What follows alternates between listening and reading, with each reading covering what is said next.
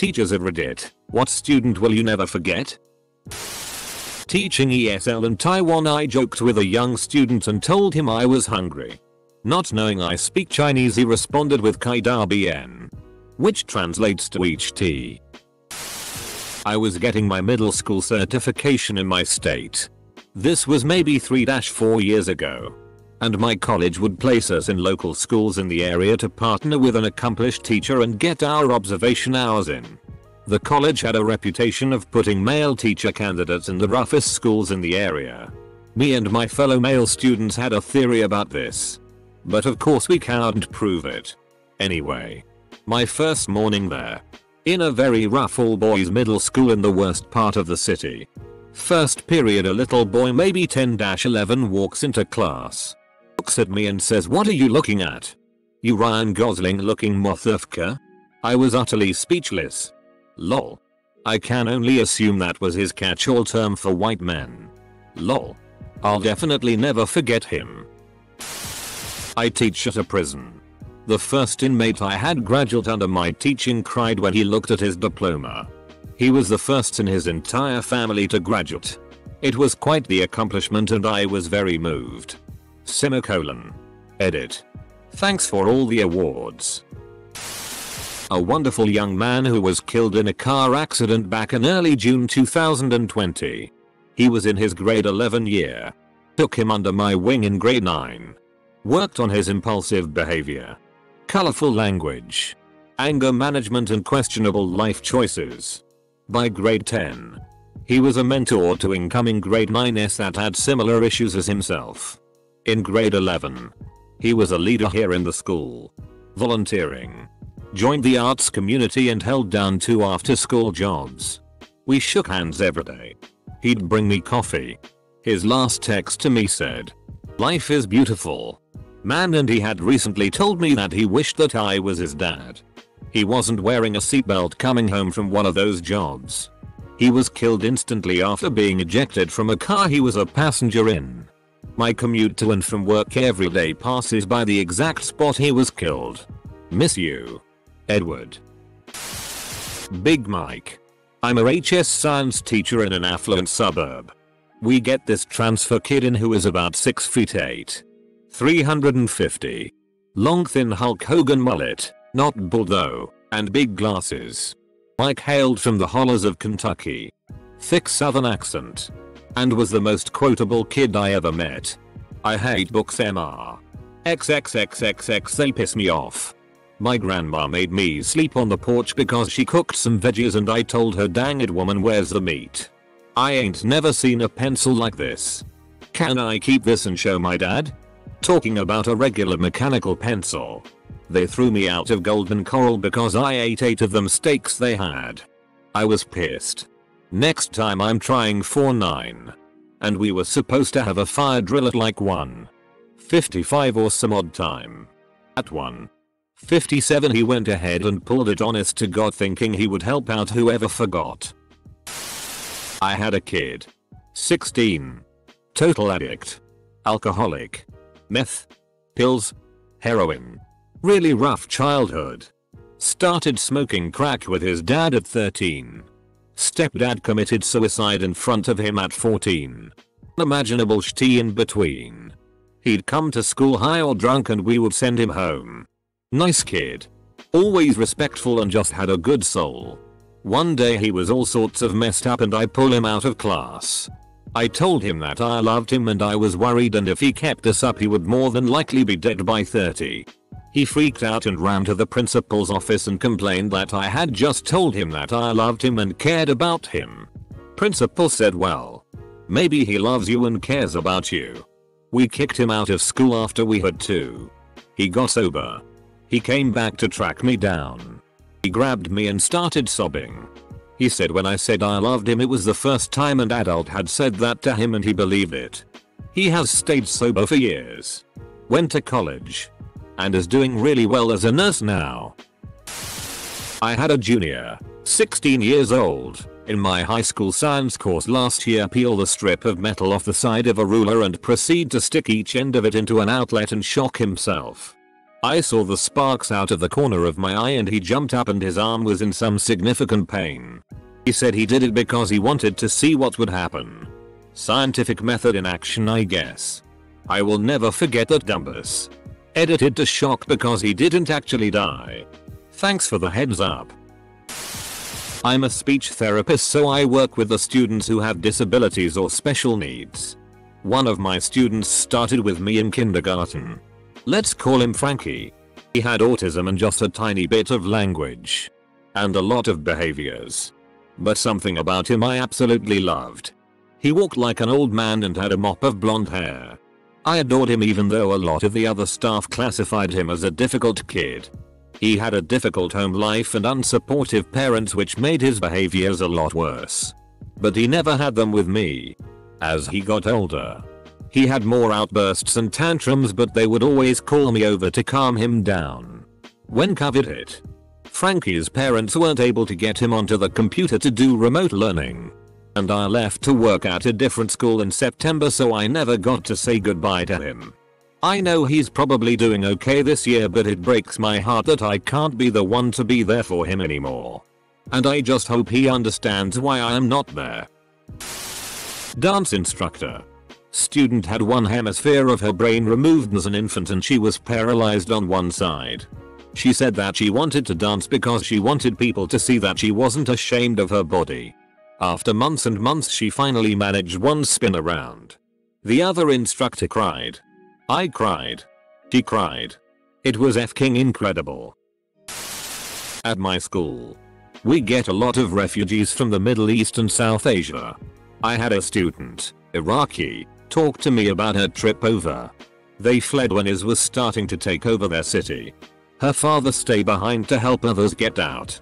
They got a notice that he was being held ransom a few days later. They paid the ransom. And in return was sent an image of his headless body. She was an incredibly happy, jovial young woman.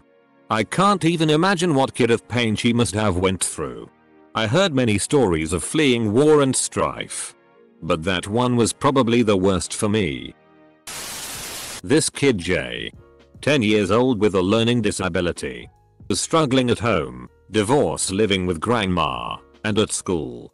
It was my first year teaching and he would often lash out to get attention and be purposely annoying to see if he could get a rise out of me. Pretty soon it became clear that he was just lonely and isolated, so he needed a friend. After getting to know him for a couple of weeks, I was happy to become his friend that year, and he and I became so close that he would bend over backwards trying to catch up on work just so he could hang out with me. I saw him struggle pretty heavily, even with one-on-one support, but apart from a couple of moments of crisis, he kept his nose to the grindstone and worked hard every day. This isn't a movie, so he still wasn't the best student in the class, but he made so much progress compared to the beginning of the year that every time I even thought about calling out or taking it easy, I thought G needs me, and he did. I taught sculpture and mask making at an art summer camp years back. One of the projects was drawing a creature and then carving a 3D version of it out of a block of foam to paint and decorate. All the students nailed it. Except one. A boy around 9. Didn't get it. I sat with him and went over it many times. He didn't understand the concept of 3 dimensions. Like, what would this side view look like as a top view? Type thinking. After a long while, my assistant, a woman in her late 30s, took me aside and pointed out all the indicators that the kid had fetal alcohol syndrome. I had no idea. I'll never forget his confused, blank face, and my frustration at how someone couldn't think in 3D. I try to be more understanding, sympathetic and patient now. One of my students told me as a child she wanted to grow up to be a strawberry and then cried when she realized she couldn't because she was a human being. Very sweet girl. The one who told me, "You really make me think." We are friends to this day and have the best conversations. It's the highest compliment for a teacher. I'm a professor and I had a student who was a big dude. Much older than the typical college student, like maybe 40. Ex-military. And very stoic. We did a simulation exercise during class where students had to make a decision about whether to race a car or withdraw from the race. Most students go forward with the race for a variety of reasons. But what they don't know is that this situation mirrors the decision that NASA made with the Challenger launch, which obviously exploded. After the exercise, the student came up to me and started crying and said it was the most impactful exercise he's ever done, and that when I have hard days I should remember that I made a difference for him. I almost started crying myself. It was a great moment in my career. The one who threatened to kill me. In explicit detail. Who, once we got the appropriate help and resources for him, was the sweetest kid in the world and thanked me every day for not giving up on him. The one whose life I saved when I called home because they suddenly got very unwell and it turned out he needed emergency surgery. The one who has a physical disability and oh so proudly told me one day, "Miss Oxenfree, look, I can jump now." Dancing helped me jump because our daily dance breaks helped her develop her gross motor skills to the point that she could figure out how to jump. Didn't happen when he was in my class, but he, 5-year, was being difficult one day, as he often was. So he wasn't allowed out to play come break time. Teacher came back into the classroom to find he'd smoothed his shitty all over the water cooler. Both his parents were teachers. His dad worked at my school. Grim. Not a teacher, but in my 5th grade math class when my teacher called my name on the first day of school. She paused, lowered her glasses and asked, "Are you my uncle's name's son?" I said no. And she gave a huge sigh of relief and said, "Oh thank God." This was over 20 years after she had my uncle as a student. I told my dad about that later that day and he laughed and said my uncle was quite a terror in elementary school. I will never forget Michael. He came from a different country at the age of 2. It took him months to open up to me. But I was patient with him and it paid off. We had an unbreakable bond. We would do art projects together. We would play. I learned his native language so I could better communicate with him. I taught 6th grade English. Had this student who was way too smart and funny for his age.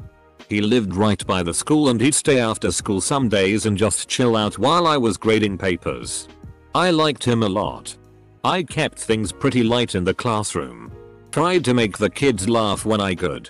One day, I started on this joke rant about the word chillax. Can I just say something about the word chillax, guys? It's a ridiculous word. I like slang. I'm all for language changing over time. But chillax doesn't solve a problem. It's the word chill, which means relax, combined with relax, which means relax, to make chillax, which also means relax. It's pointless. And this kid stands up and interrupts me with, "Whoa whoa whoa. Just chillax. MRX. I laughed pretty hard. It might not be that funny to you, but his timing, his tone, it was perfect. Especially for a kid his age. Hope he's doing well. Not a teacher, but had a teacher who will forever hold a place in my heart. I was molested from 10th 11th grade by a man my family really trusted. After everyone found out, I struggled really hard. She let me eat lunch alone in her classroom for months.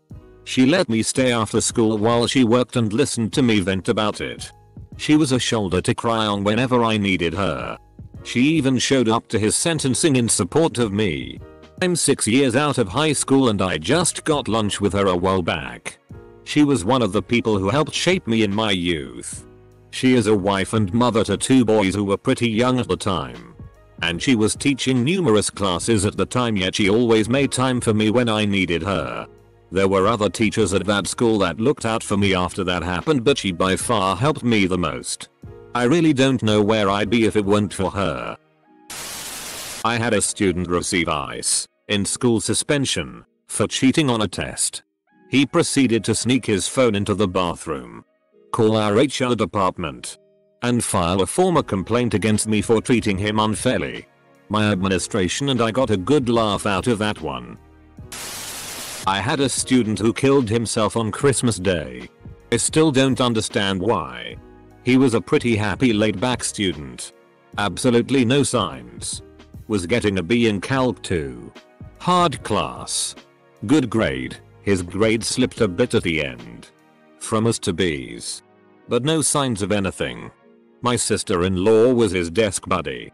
She did not see it coming either. I wish he asked for help instead of killing himself. Colon. This huge 8th grader named Earl who wanted everyone to think he was a badass, and he did get into quite a bit of trouble. But in reality he loved math. He took a test in class one day and begged me after to let him retake it because he didn't think he did well. I graded it and he got 100%.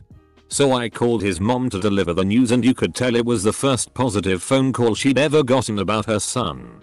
This tiny girl named Chelsea who asked so many questions in class that you could hear the collective sigh every time she raised her hand. But she never let it deter her. She was murdered when she was in her early 20s, and it killed me to read that in the paper. This lanky boy named Isaac who was always in trouble and could never stop taking. I ran into him a few years later and he was taking AP Calc. I said, "What do you have to say to me?" Kidding. Of course. Comma, and he says thank you and melted my heart. And so many more. Becca. She was brilliant. In terms of brains, personality, talent, humor. She got a Girl Scout Gold Award, like Eagle Scout for girls, and volunteered at a local school and wanted to be a pediatrician for children with special needs. She was killed in a car accident 6 weeks after graduation. A child, 10 or 11, would occasionally run around the classroom screaming "I'm an attack helicopter" and throw paper airplanes saying "attack," the kid's name, Army. Never forgot. Student here. Read all the replies as of 149 total comments. I just want to thank all the teachers who bend over backwards for us students. Especially this year. And especially because there's a ton of absolute jerks in my generation grade. I know the effort you put in for us doesn't always seem apparent. But thank you for all that you do. And for Ms. Buck. Even if you aren't on Reddit.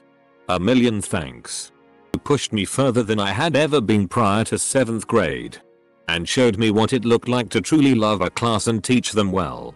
But more importantly, you taught me acceptance of everyone who deserves it.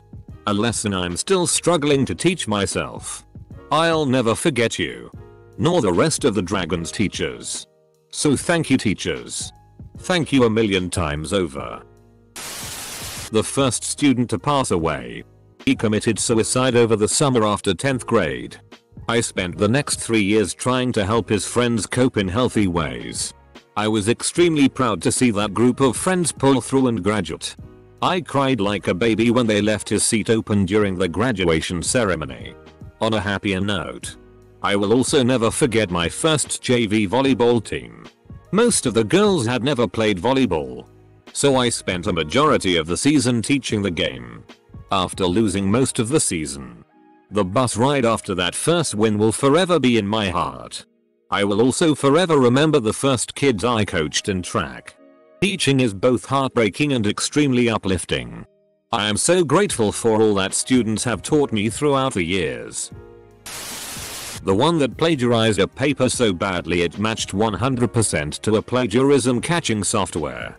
Didn't respond to an email where I told them they got a 0 on the assignment and how serious this was.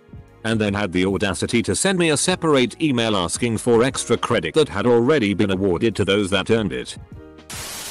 Last year, my biggest troublemaker, 13M, put his hand on my shoulder and said MRS. Post singularity. You can say the N-word.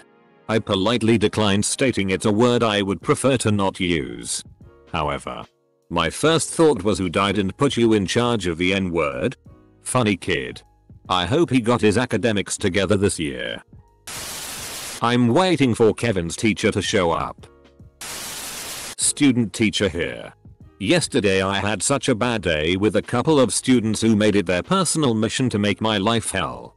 Today, my 7th graders really made my day. The lesson had barely started and they were gathering around me. being curious with lots of positive energy, and they basically just wanted to be close and talk. We had a great lesson and the vibe was just so awesome. Now I'm sitting at home in my chair with a smile on my face. I want to remember this feeling forever. After school one day we were playing with a dog which playfully bit a student. The student then proceeds to bite the dog back to everyone's surprise.